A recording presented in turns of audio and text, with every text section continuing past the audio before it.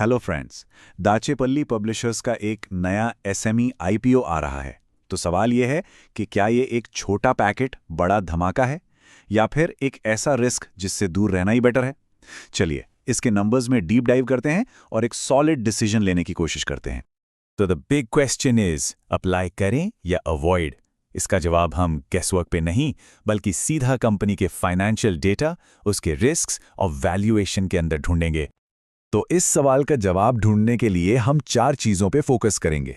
सबसे पहले आईपीओ की बेसिक्स, फिर कंपनी की फाइनेंशियल ग्रोथ स्टोरी, उसके बाद वैल्यूएशन और इसके रिस्क्स, और फाइनली एक डिसीजन फ्रेमवर्क जो डिसीजन लेने में हेल्प करेगा।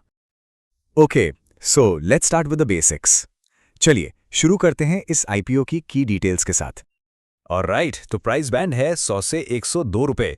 अब इशू साइज देखिए, जस्ट 40 करोड़, मतलब ये एक छोटा एसएमई आईपीओ है। और हाँ, डेट्स नोट कर लीजिए, 22 से 24 दिसंबर। अब छोटा इशू साइज होने का एक सीधा सा मतलब है वॉलेटिलिटी हाई हो सकती है, यानी प्राइस में तेजी से ऊपर नीचे होने का चांस काफी ज्यादा है। तो ये एक इंपॉर्टेंट रिस्क फैक्टर है, इसको बिल्कुल ध्यान में रखना। ओके, बेसिक्स हो गए। अब आते हैं सबसे इंपॉर्टेंट पार्ट पे, कंपनी के actual numbers. After all decision तो परफॉर्मेंस देखकर ही लिया जाता है, राइट? तो ये चार्ट देखिए, कंपनी का रेवेन्यू कंसिस्टेंट तरीके से बढ़ रहा है। FY23 में 45 करोड़, फिर 50 और अब 64 करोड़। सो क्लियरली बिजनेस में स्टेडी ग्रोथ है। रेवेन्यू अच्छा है, but now look at the profits. ये काफी इंटरेस्टिंग है। FY23 में प्रॉफिट 50 लाख से भी कम था, जो सीधा जंप करके FY 2025 में 7.5 करोड़ से भी ऊपर चला गया।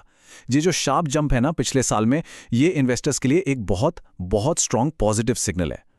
चलो इन नंबर्स को थोड़ा और ब्रेक डाउन करते हैं। रिटर्न ऑन इक्विटी यानी ROE लगभग 32% है, विच इज ग्रेट। मतलब कंपनी अपने शेयर होल्डर्स के पैसे पर अच्छा रिटर्न जनरेट कर रही है। प्रॉफिट मार्जिन भी डिसेंट है, अराउंड 11.83%। बट यहां एक चीज नोट करने वाली है, डेट टू इक्विटी रेशियो 1.24 है। ये थोड़ा सा हायर साइड पे है, मतलब कंपनी पर ठीक ठाक कर्ज है। इस पॉइंट को हम इग्नोर नहीं कर सकते। तो ग्रोथ स्टोरी तो सॉलिड लग रही है, but the main question is, क्या इस प्राइस पर कंपनी अट्रैक्टिव है? चलिए अब वैल्यूएशन और इससे जुड़े रिस्क्स को समझते हैं।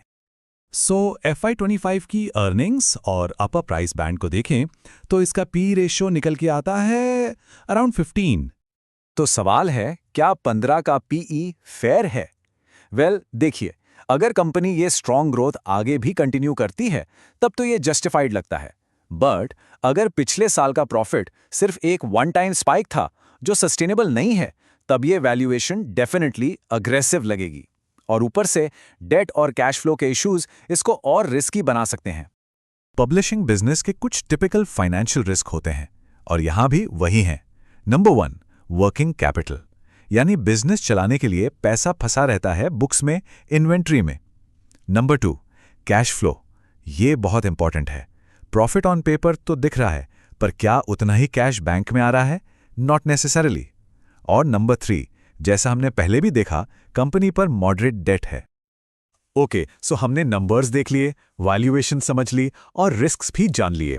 अब इन सब पीसेस को एक साथ जोड़ के एक सिंपल डिसीजन फ्रेमवर्क बनाते हैं, जिससे आप खुद एक इन्फॉर्म डिसीजन ले पाएं। तो यहां एक सिंपल चेकलिस्ट है, अप्लाई वर्सेस अवॉइड। पहला पॉइंट, कंसिस्टेंट ग्रोथ है, यस, रेवेन्यू और प्रॉफिट दोनों में हमने देखा। दूसरा, डेट कंट्रोल में है, थोड़ा सा हाई है बट मैनेजेबल लग रहा है, लेस देन 1.5 है। तीसरा, and this is crucial, cash flow positive है। देखिए, प्रॉफिट का मतलब हमेशा कैश नहीं होता। इसकी डीप डाइव RHP यानी कंपनी के ऑफिशियल आईपीओ डॉक्यूमेंट में करनी होगी। और चौथा, वैल्यूएशन रीजनेबल है। इसके लिए इसके पीयर्स यानी इस इंडस्ट्री की दूसरी कंपनी से कंपेयर करना पड़ेगा। तो ये सारे नंबर्स और ये चेकलिस्ट आपके सामने है।